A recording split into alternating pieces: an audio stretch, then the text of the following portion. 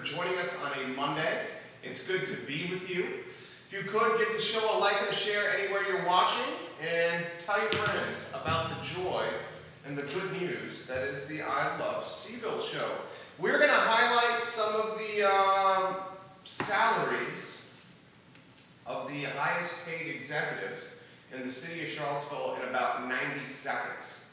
You need to hear and see what's going on from a compensation standpoint. One of the good friends of this show, and he's watching now, we're gonna leave his name out of the conversation. I want to thank him for putting this on my radar in very concise fashion. Thank you for sending me that information. I love when listeners send me content that they think would be good for this network and this show. 90% of the time, I won't say 100, but 90% of the time, the listeners that send me content, that content gets on the show. So we're going to talk salaries for the highest paid employees in the city of Charlottesville from a 2019 standpoint. You're going to want to let your friends know about this. Text your friends or your family or tag them in the feed so they know what's going on in the city of Charlottesville from a compensation standpoint for some of these upper-level executives. We're going to talk about greenhouses and the placement of greenhouses on the downtown mall. Now, these are greenhouses not for growing, veggies or, whatever, stuff in greenhouses. What do you grow in greenhouses? Flowers? Stuff in greenhouses? These are instead greenhouses that people are sitting in while eating outside at restaurants. It's happening in Pittsburgh. Pittsburgh is doing this very well. We've talked about this on the show in the past, but we're going to relay to you what Pittsburgh is doing to help make it through winter with their restaurant community. It's pretty impressive stuff. A lot we're going to cover on the broadcast, including Derriere de Soie, moving from 4th Street from Heather Higher Guajiro's Woodbrook location is now closed. Guajiro's is moving to West Main. That story coming up for you. There's a company in Richmond that does walking tours from restaurant to restaurant to restaurant. This Richmond company recently purchased a brewery tour business. That story from Richmond, Virginia for you. Virginia Tech is committed to in-person classes. So much so that the president of the university has said, we will open spring semester in person. That's what we're going to do. Embrace it and move forward with that mentality. That is what the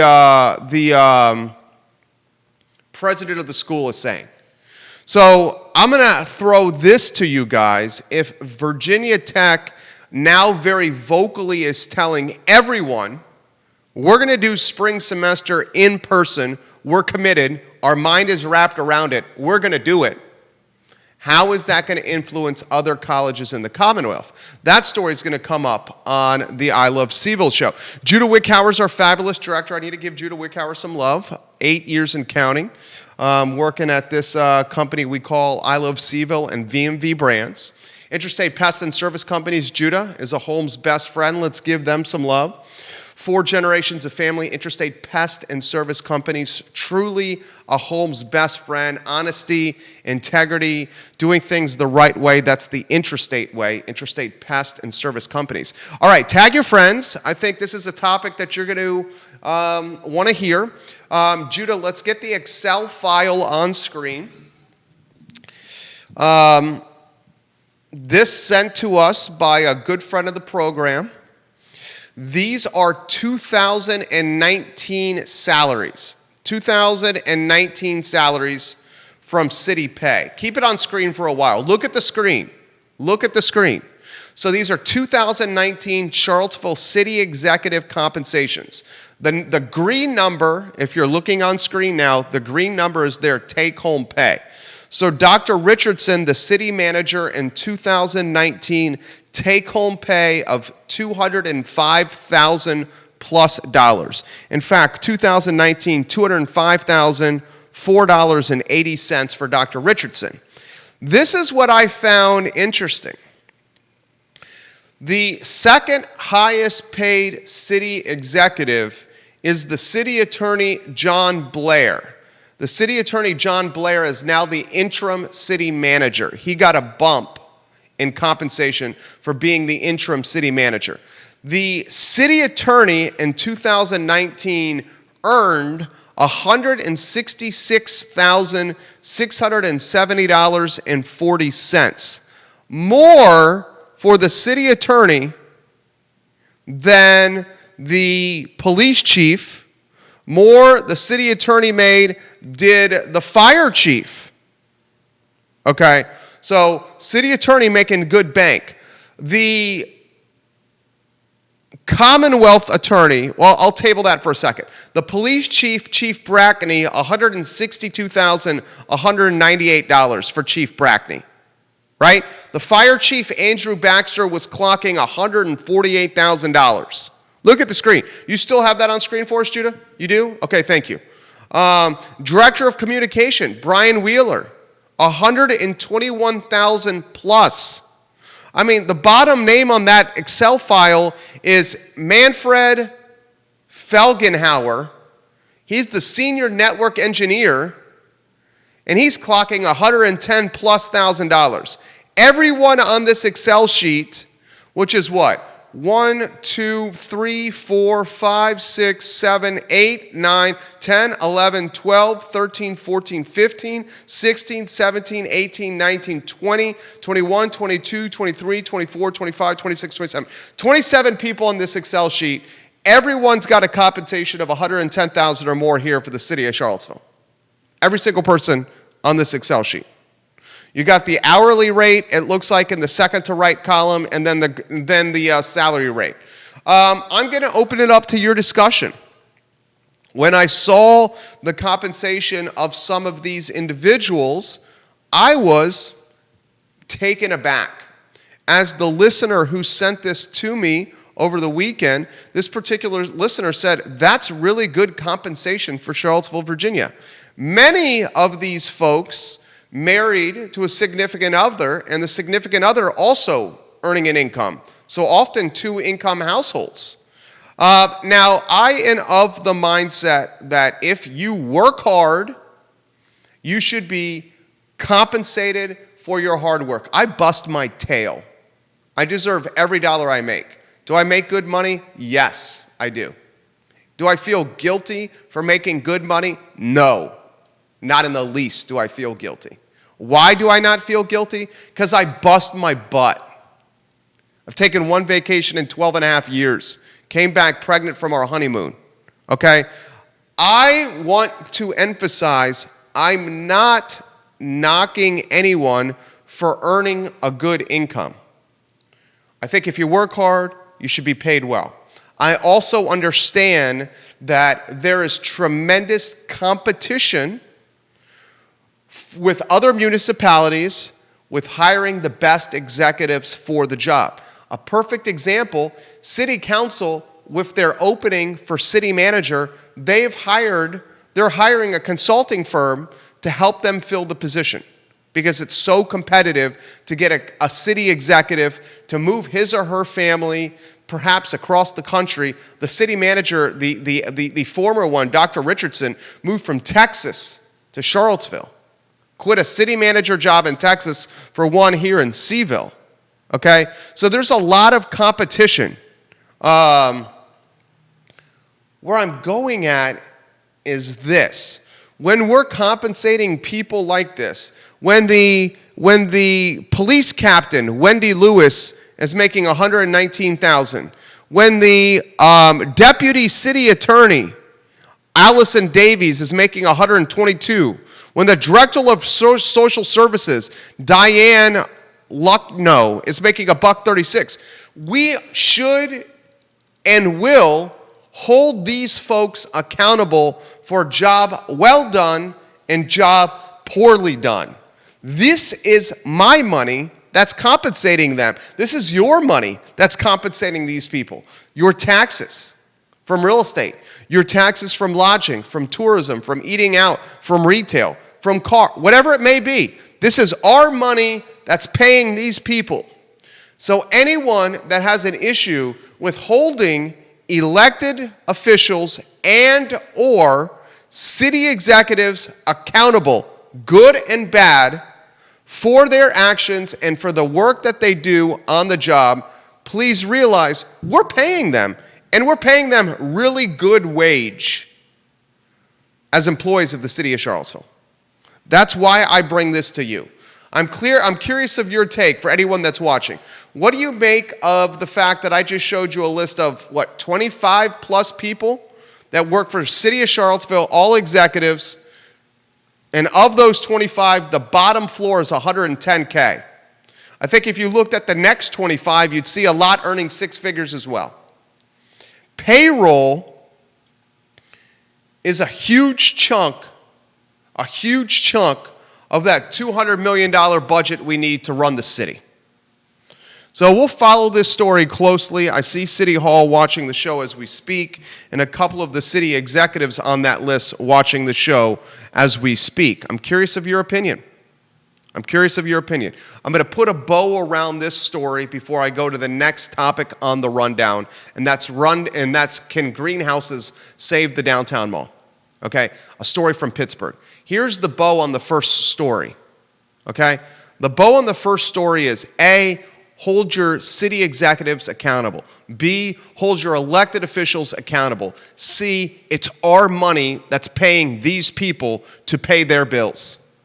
We pay them. They work for us. The city manager works for us. City council works for us. I can't say it more clear than that. It is not the other way around. It is not the other way around. They work for us.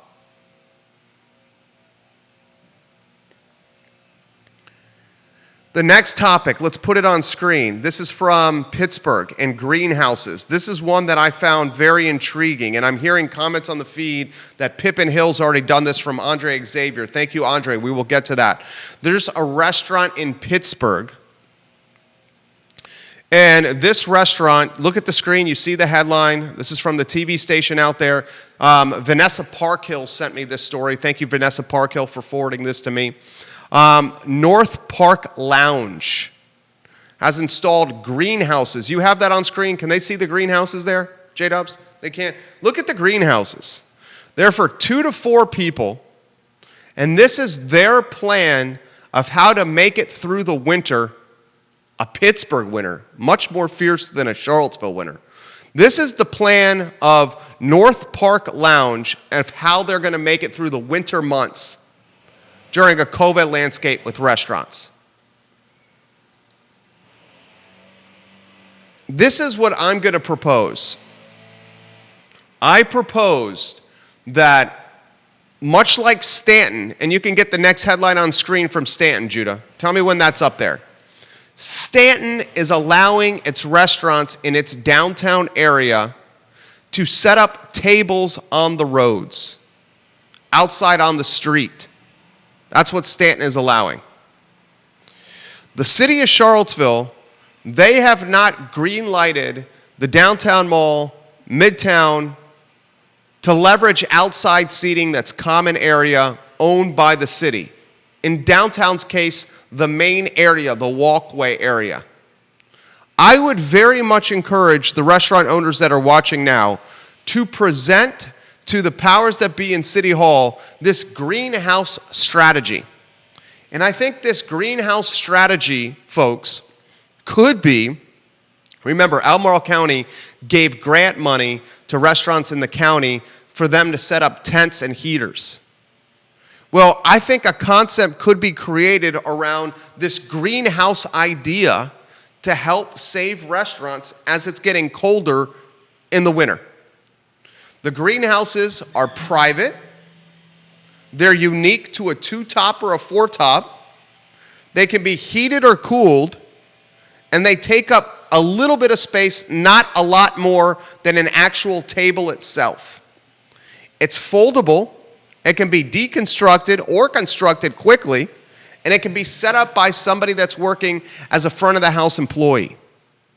This is a strategy that I would not be surprised to see happen in Staunton.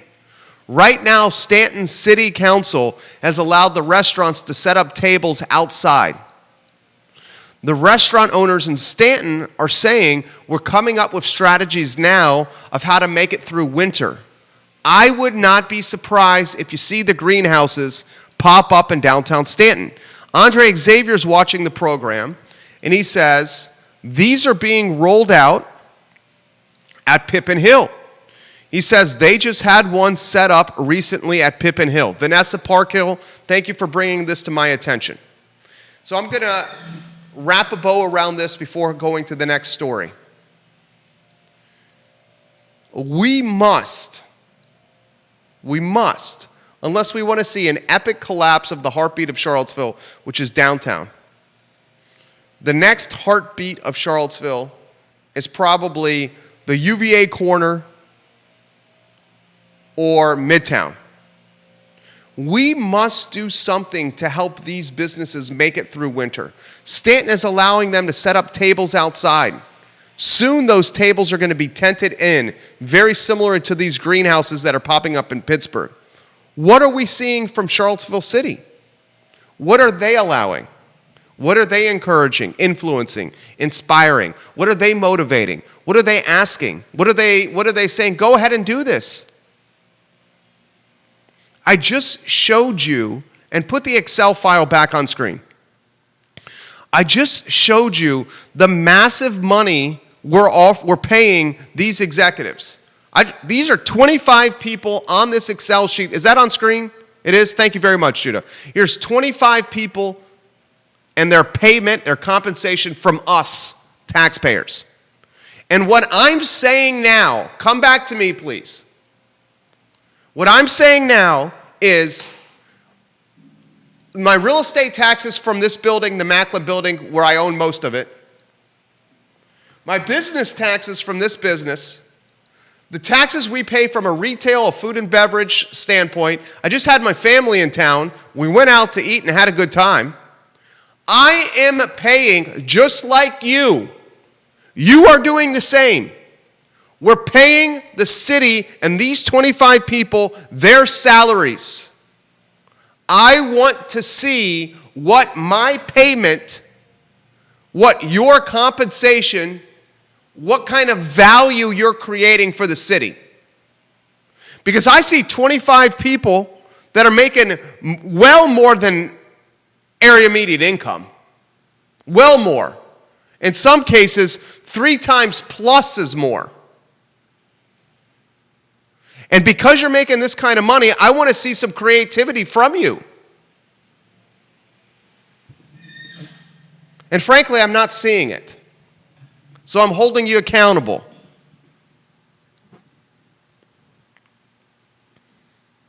How is downtown Staunton out innovating downtown Charlottesville? How is downtown Staunton being more creative than downtown Charlottesville? How is downtown Staunton being more outside the box and entrepreneurial with its thinking than downtown Charlottesville? Well, it's because the government has allowed them to pursue that kind of innovation and creativity. It's all it comes down to.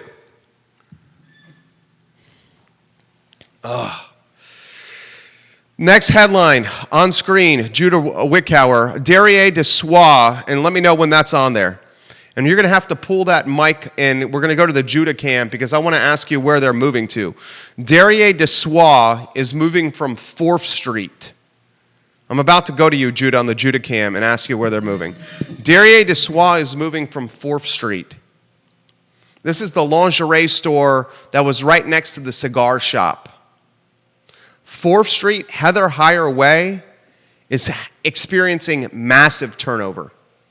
The cigar shop is gone.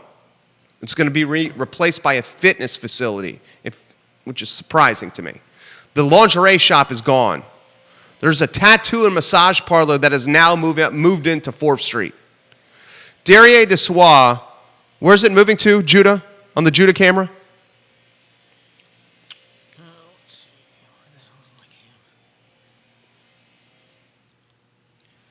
605 West Main. 605 West Main, thank you. 605 West Main Street. We wish them the best of luck. The best of luck. It is certainly a business that is difficult in a COVID time. Come into my shop, try on intimate undergarments. Every woman's body is different. Every woman's body is different. Is it easy to buy lingerie online? I don't know. I don't wear lingerie. But I can't imagine having a lingerie business during COVID is an easy proposition. We wish them the best of luck as they head to their new location on West Main Street. Put your comments in the comments section. Wow, a lot of comments on the UVA compensate on the city compensation. You know what? Put it back on screen. People are asking to see the numbers again. Look at the screen. This is compensation for the top 25 highest paid executives from the city of Charlottesville. Look at the screen.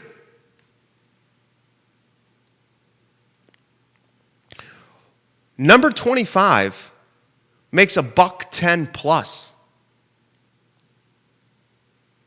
We have every right when compensating individuals to this clip.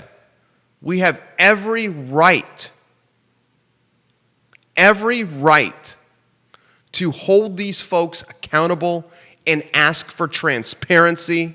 Ask them, what are you doing for us? Tell your friends about this. Look at these numbers. Tell your buddies. Spread the word. Tag a friend. And thank you to the listener, the viewer who's watching now for sending this to me. Barbara Lundgren says, Derrière de Soi is a class act. I agree, Barbara Lundgren. I totally agree. Guajiros Judah closed on Woodbrook.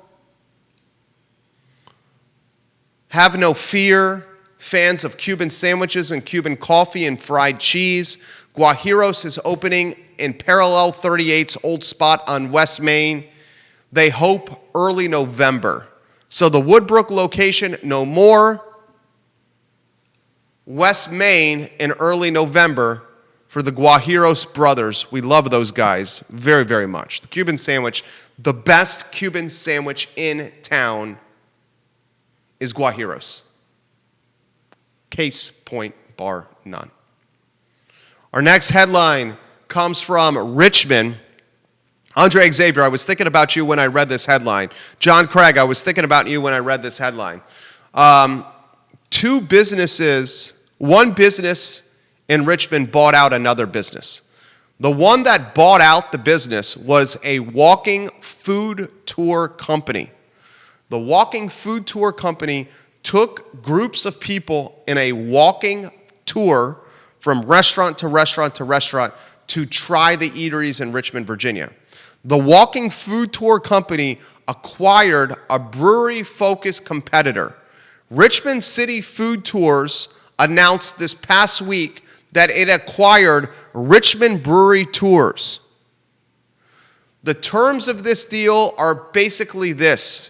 Richmond Brewery Tours will be rolled into the Richmond Food Tours business. They're going to rebrand both companies under one moniker. The one moniker is going to be a reflection of what the new companies do, food tours and brewery tours. And now the food tour has a bus at its disposal that it can use for tacky lights. It can use for beer tours, et cetera, et cetera, et cetera. This company has also said they're going to double down on more buses and add more buses to the fleet. So we're going to follow closely. Richmond is an epicenter of breweries, and we'll follow closely as this walking tour business has purchased a beer tour company and will add more buses to its fleet to accommodate the growing demand of people wanting to get in vehicles and drive around for beer and food in a city.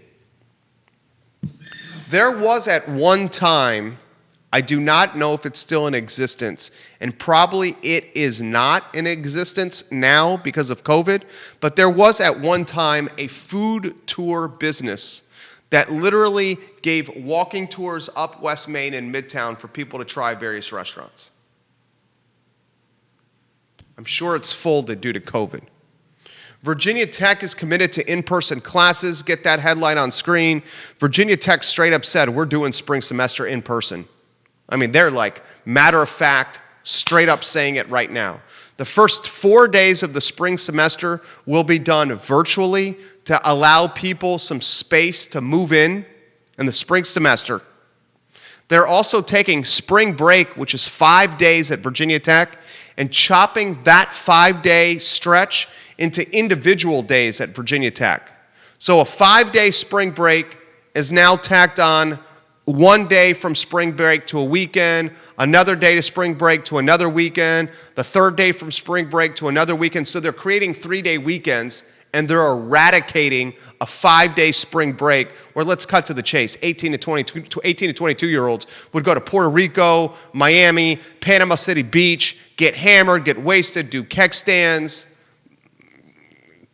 et cetera, et cetera, et cetera. It's a PG-13 show. I was going to get ballsy, but I'm going to leave it at that. Remember what we were doing at 18 to 22 over spring break, okay? Let's not think that these kids aren't going to do it. Virginia Tech has said, we're not going to do spring break. We're going to take each day from spring break and make it a 3-day weekend throughout the spring semester. But the Hokies are doing spring semester in person. The President Sand of Virginia Tech is saying this is going to happen. Folks, this will undoubtedly, and hear me please, Virginia Tech has saying spring semester will happen in person. This will undoubtedly influence the other colleges in the Commonwealth of Virginia to do in-person classes in the spring. How can you run your colleges, especially if you're a public university, in a virtual format when your public school competitors are going in person? You can't. It's the reason JMU quickly flipped the switch from virtual to in-person. It was feeling the heat from current students, alumni, and parents. Virginia Tech saying spring semester is in person means the odds of spring semester across Virginia colleges being in person are that much more likely. We certainly know UVA and Virginia Tech compete at everything. And if you see one school that's pounding their chest and leading the way for the Commonwealth about in-person classes at a university, it's Virginia Tech. The president is on record, despite significant public backlash, and the president is on record as much as possible saying it's in person in Blacksburg, it's in person at Blacksburg, it's in person at Blacksburg, it's in person at Blacksburg. I expect just about all of them to be in person. We'll see what happens coming through the winter season, but we'll see. All right, before we get to Keith Smith, Keith, I'm going to go to you in about 2 minutes. We let you guys know that casinos are popping up everywhere, potentially. We let you know that the governor of Virginia is going to issue 5 to 12 gambling licenses in January. And the likelihood, you have that on screen for us?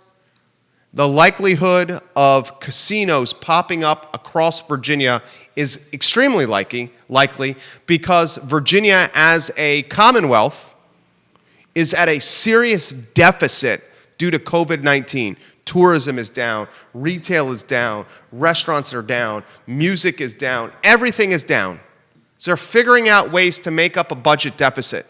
That's why you're hearing the scuttlebutt of the legalization of cannabis. That's why you're hearing casinos being proposed throughout Virginia, including for Bristol, where a Hard Rock casino is being proposed for Bristol. A Hard Rock casino that is a $400 million project. A Hard Rock casino that would create 1,200 new jobs for Southwest Virginia.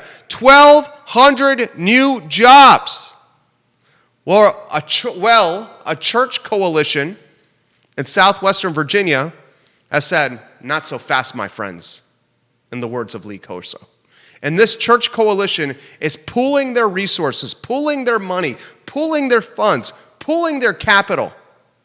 And they're doing an aggressive campaign utilizing black and yellow billboards across Bristol and Southwest Virginia.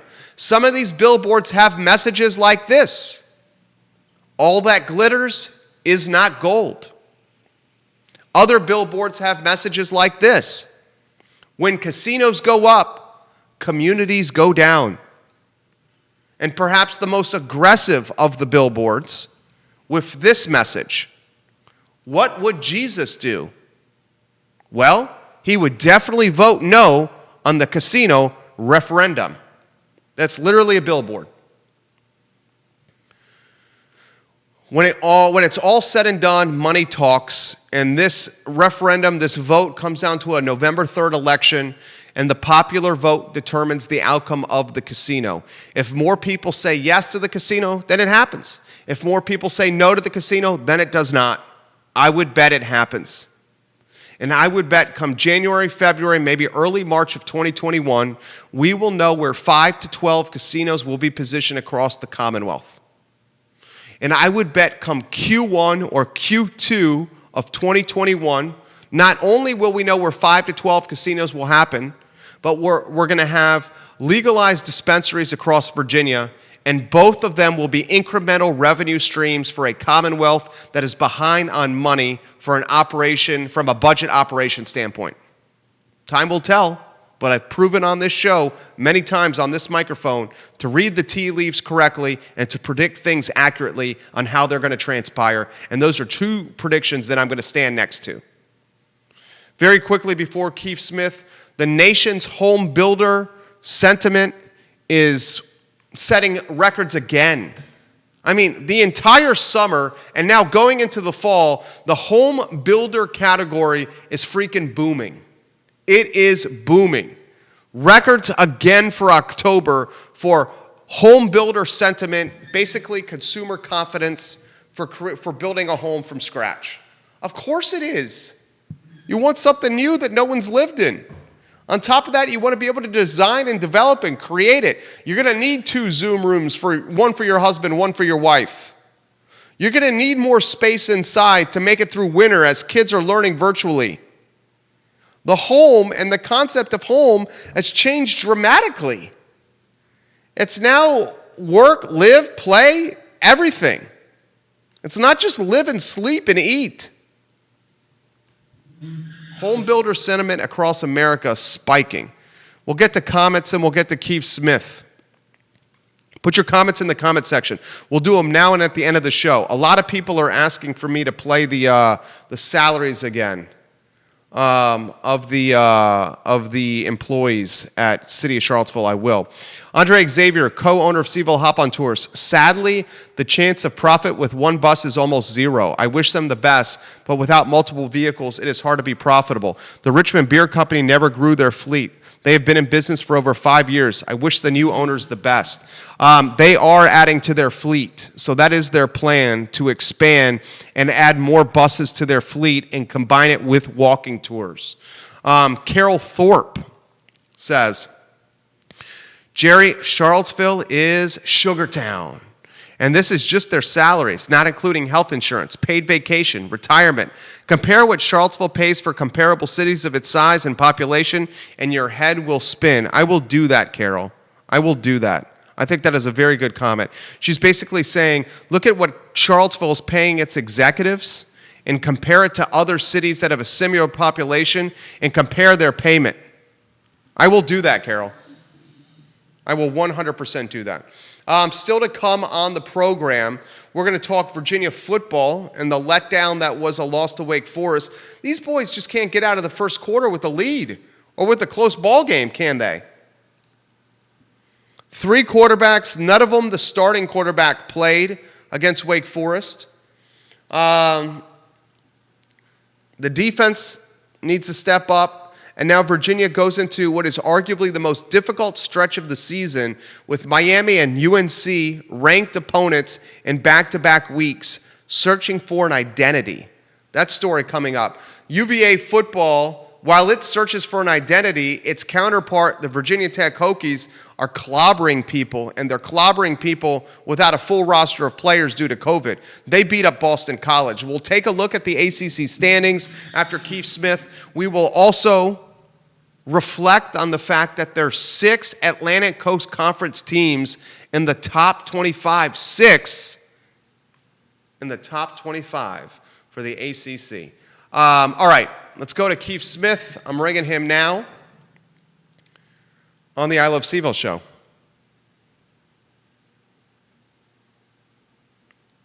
All right, we have him on the line, Judah. I got the thumbs up. All right, Keith Smith, how are you? I'm doing good, brother. Hang on 1 second. Good. So you're live for everybody. Let's talk about some stuff that's going on. What's good with you?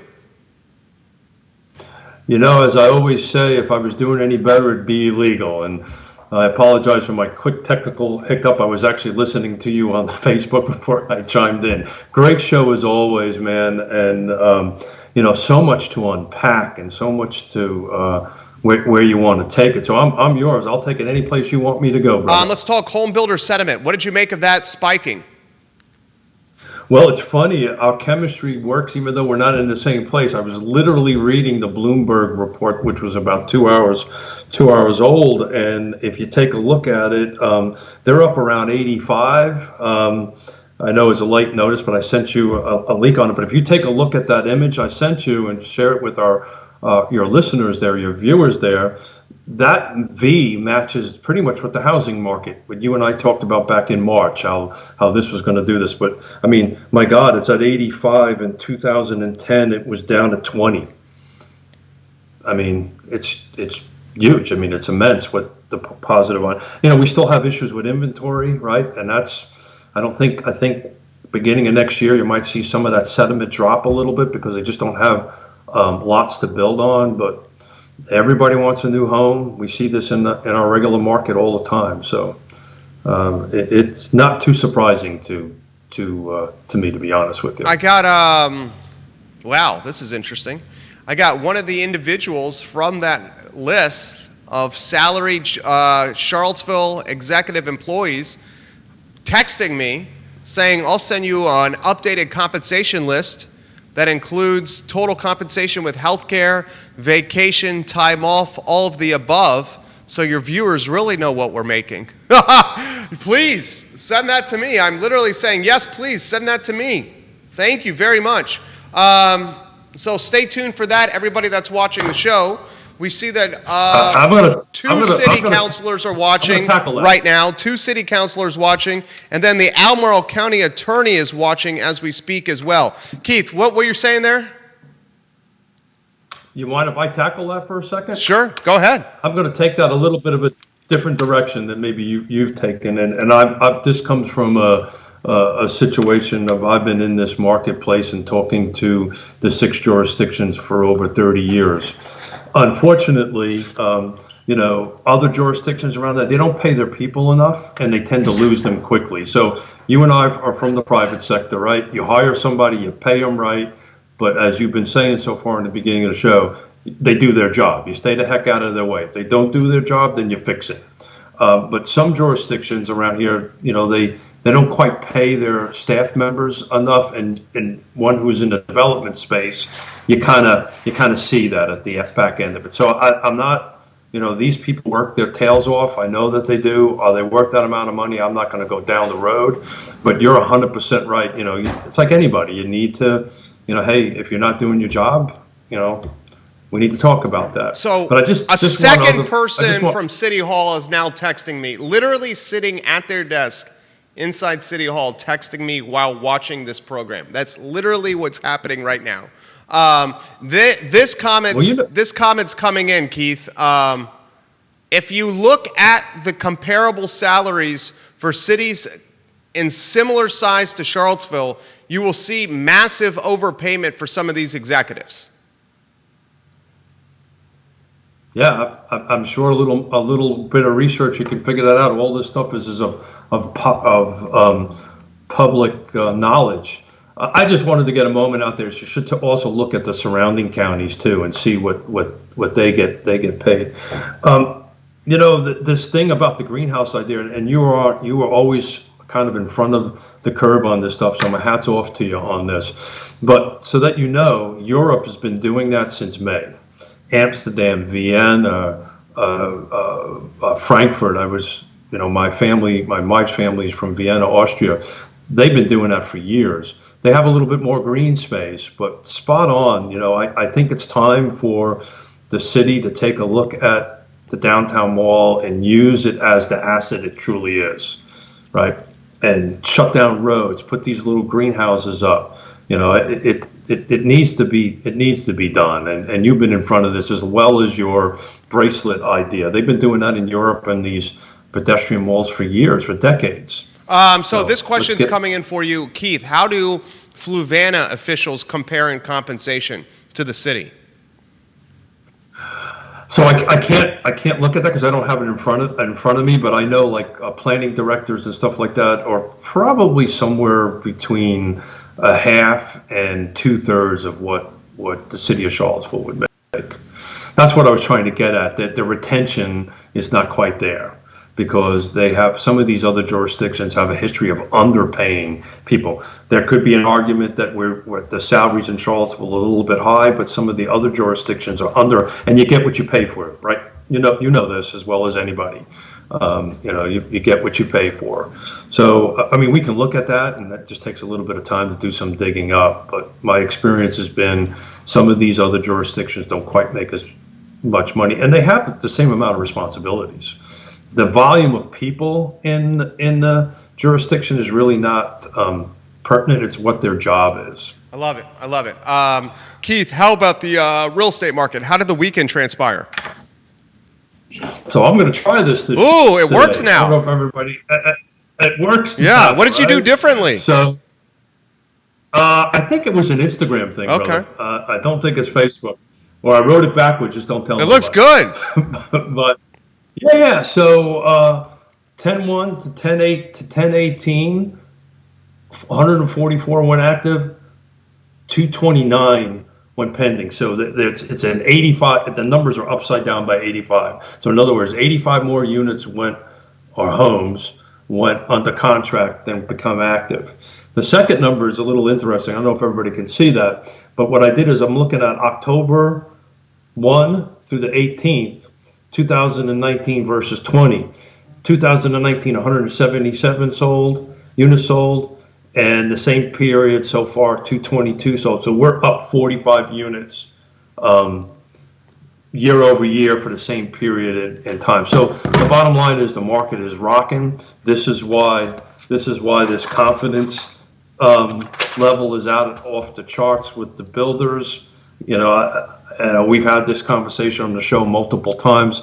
I don't think this election is going to slow it down. I see this moving into 2021 pretty much the same pace. A little quick shout out to you and your Pittsburgh thing. They're currently doing this in Philly, and it's working out pretty good. I did a little research on it before you called me. And Sazo is watching, one of the co-owners at Fabio's on High Street. He says, Jerry, regarding the construction statistics, the price to build a new home is increased. The price of the material, studs, plywood, drywall, has nearly tripled since the beginning of the year. That's definitely going to impact the prices of new construction and contractors' bottom lines. You've highlighted this well on Real Talk. Yeah, spot on. It will. The counter argument to that is this is also cyclical. It happens on a regular basis on that stuff. So I suspect, I think what's really going to impact pricing, frankly, is the lack of inventory. I think as far as costs go, yes, of course, if lumber costs more, the house is going to go up. It's just the way it is. But lack of inventory for the builders to build on is going to impact supply and demand, 101. And I think that will impact the cost of new construction, I think, more than the studs. I think you'll see that drop down. And so to put a little perspective, the bigger guys, right, the more national builders, right, they buy in bulk months in advance. So it's a very long lagging indicator. So they actually have X number of months of lumber already pre-purchased. And then, so when that inventory gets eaten up, that's when the prices might go up. And by that time, the cost may have dropped down. So that's how the bigger guys hedge their bets on that. Smaller guys are different. They're impacted on a day-to-day basis. But some of the bigger guys, the bigger developers and builders, have bought. Our buddy Ray Cadell has a question for you. Do Hey, Ray, your statistics count over the mountain as well? If not, I've had 6 No. myself in Staunton, Waynesboro, and Augusta in the last 4 months. He's spot on. It does not. This is just it's a 25-mile radius of Charlottesville, and it's Albemarle, Charlottesville, Nelson, Greene, Louisa, and Fluvanna. It does not. If you incorporate the other side of the mountain, those numbers spike up big time. New question coming in. Keith, Jerry asked Keith if he's ever seen the downtown mall like it is today. I walked through the downtown mall with my family on the weekend, and they must have close to 30% vacancy down there. 1987, when I first got here, 50% of the mall was boarded up or more. There was only 1 or 2 restaurants to eat at. So yes, I've seen it a lot less than that. And we will recover from this. And, again, all the ideas you're throwing out there are great ideas. Think outside of the box. I truly think they're getting traction at the city level. Yes, it was, there was, you and I had this conversation. It was, oh my God, the hardware store was really the only place to get something to eat. That and C&O. That was really the only couple of places to get something. And oh, by the way, on Sunday, everything was shut down. Wow. So, it's different, but I don't think we'll ever go back to that. How did the mall recover, Keith? Level. It just grew. Everything just grew. Business just grew. I think that's a great question to look at historically. What was going on in the 90s and the 2000s, but maybe it was a pro-business approach. Maybe that's exactly what you're talking about. There was hey, city, let's do this. Let's get this going. Let's move this back into it. But, it's a key driver. I mean, people, I have family in from New Mexico, and they hear about this mall. This is the downtown mall, and as you know, that was really the first one of its kind. It was 70-something. Yeah. Right? 77, if I remember the year correctly. So we're nationwide known about this downtown mall. So we've got to get it back to being as vitalized as it is. I'm confident we're going to get there. You and I are positive thinking people. But ideas like this greenhouse thing, it's freaking awesome. It's been in Europe. It works. It's easy. They shouldn't make it difficult. They should green tape it instead of red tape it. And let's keep these restaurants healthy. That's why people go down there. My parents were in from out of town. First time I've seen my mom and dad in a long time. They came in this weekend. Bro. And the first thing they wanted to do, one of the first things they wanted to do was walk the mall. Literally. They're like, I want to go walk the mall. They didn't want it now. They wanted me to go in, grab some stuff that they could hold in their hand and walk up and down the mall, because they were nervous to sit inside. I mean, I put on a mask. I go into these places. I know these guys, just like you are super safe. You know, my dad has some health issues. But literally the first thing he said is, let's walk the mall. I want to see the mall. And that speaks to what you're saying. That's exactly right. The people I have in from my family, I have in from New Mexico, that's exactly what they wanted to do. Let's go down to the downtown mall. And that's what we did. We went to the downtown mall, we grabbed a little bit of lunch and headed out to our good friends, James King's King Family Vineyard, showed them that area, because I mean, what more could be our region than sit there and have a glass of rosé and look at the beautiful mountains, which is what we did. But that's what they wanted to do first, to go to the downtown mall. So it's impactful. It is. You know, the two things that drive our region, right? You talk about this all the time. It's two things. It's UVA and that square, multiple 8-block, whatever it is, area of the downtown mall. It's a heartbeat. It's a little engine. And what we need to do is we got to make sure that heart stays healthy, right? And whatever outside of the box ideas we need to do, that's what we need to do to go ahead and do that. Now, of course, keep everybody safe, follow all the protocols, but there's ways to do it. When they're doing it in Amsterdam and in Vienna and multiple cities in Europe, then it's doable. We can do this.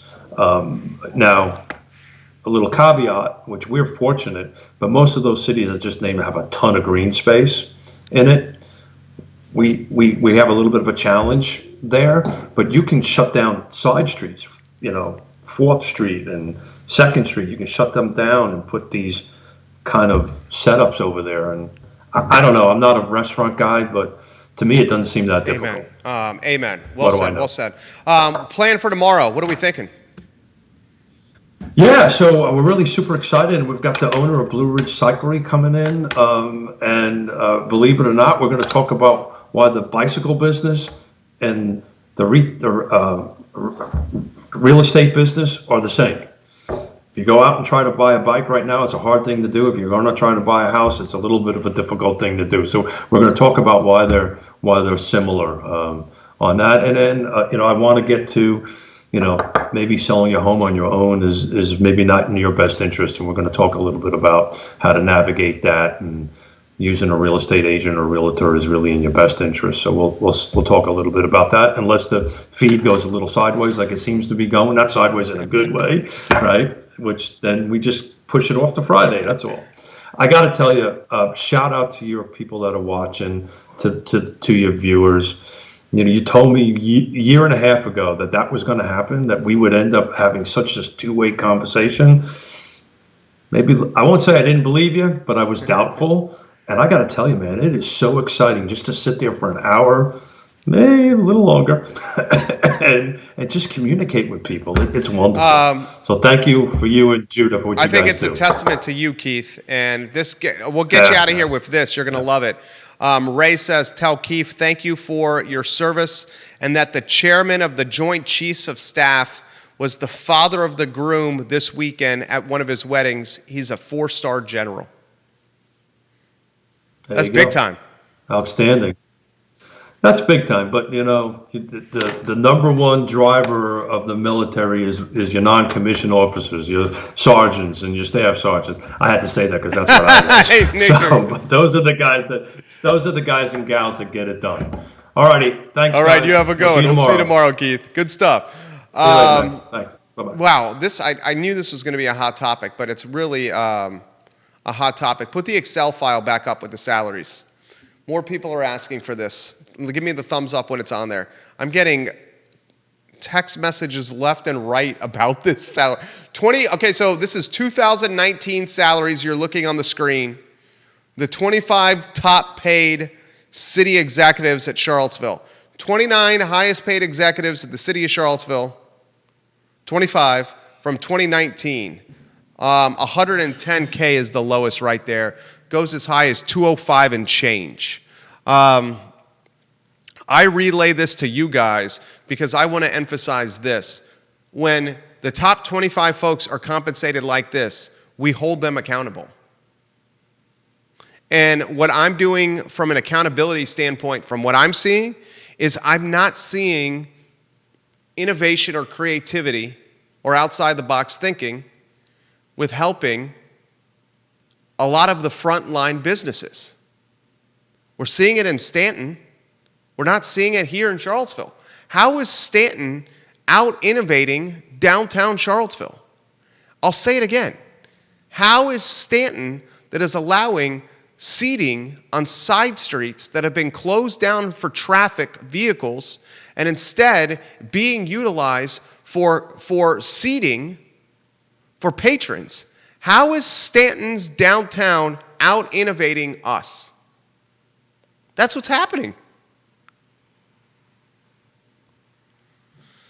Next headline, get it on screen. Judah Wickhauer, please, my friend. The headline is the I Love CVille Instagram spotlight. You got that on there for us?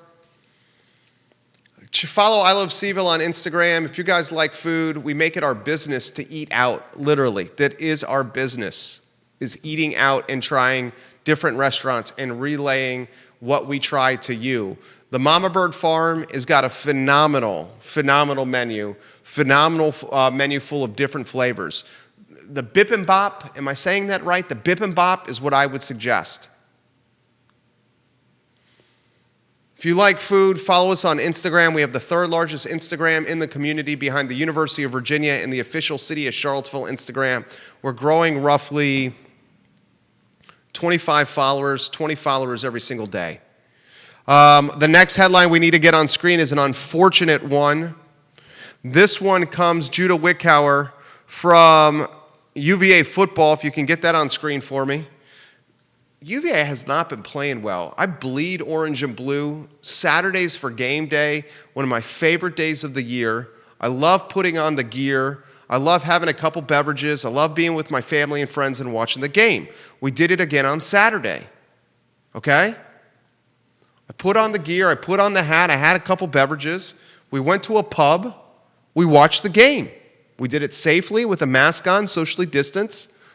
No one got within 6 feet of us that wasn't within our pod or who we arrived with. It was perfect. It was wonderful. The outcome wasn't what we wanted. And until we get consistency at the quarterback position, I think we're going to expect more of this. Another thing, we cannot win when we get behind in the first quarter like we've been getting behind. And boys and girls, you now have the Wahoos traveling to number 11 Miami on Saturday, 8 o'clock kickoff, ACC Network. UVA traveling to Miami. The following week, they have a top 25 ranked North Carolina football team. So it's not getting any easier. The last thing I want to do is see this team start 1-5. And I thought the Wake game was a chance to get to 2-2. Overall and in the conference. Virginia Tech got a big one. They beat Boston College 40-14. Virginia Tech beat Boston College 40-14. Virginia Tech's a top 25 football team, and they're playing damn good football right now. The Hokies are playing very, very good football right now. Put the ACC standings on screen.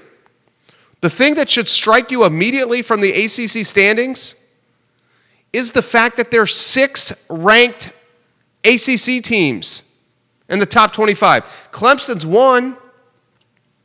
Notre Dame's 3. The Wolfpack 4. No, Wolfpack 23 overall, 23 in the top 25.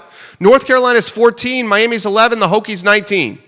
Clemson 1. Notre Dame 3. NC State 23. North Carolina 14. Miami 11. The Hokies ranked 19th. You clearly are seeing a logjam of the best teams up top and a lot of parity at 500 and below. And the schedule for this football team doesn't get any easier from a Virginia standpoint. It makes you realize you got Miami, UNC, and Louisville your next 3 games. It makes you realize how much Bryce Perkins was doing for us. Bryce Perkins was so dynamic at quarterback and so able to make things happen when the play broke down that we took it for granted. Now we don't have a dynamic athlete like that under center. And when the play breaks down, the play breaks down. And we don't see much positive. I still think Bronco Mendenhall and this football team will turn it around. But the next 3 games are, let's cut to the chase, the season. If you go Miami, UNC, and Louisville, and those are 3 pretty darn good football teams right there. If you go Miami, UNC, and Louisville, and you don't start getting 1, maybe 2 victories, you're going to look down at the schedule, and pretty soon you're 1-6, 2-5.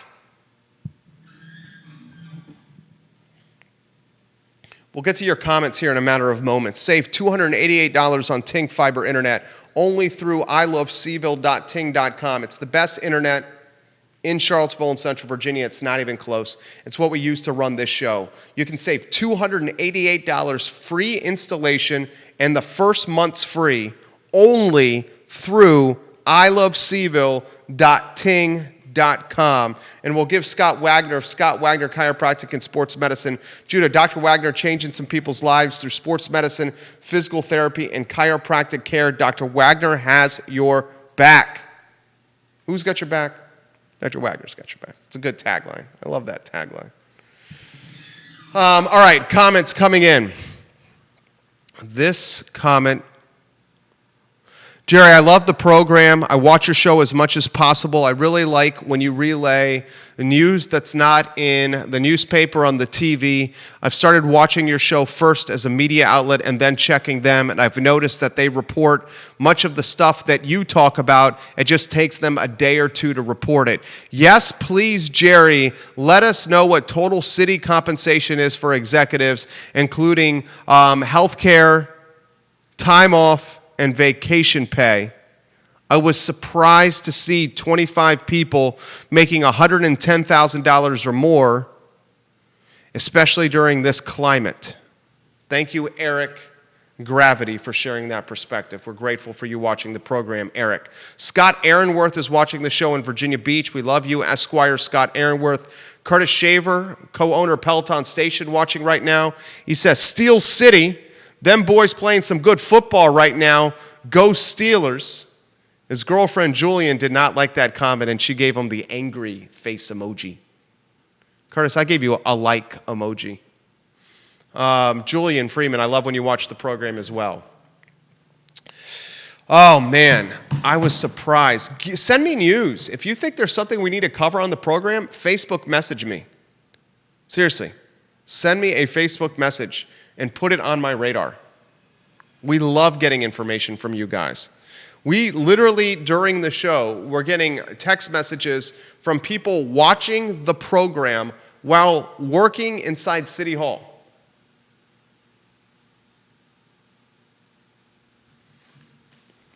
There's discontent there.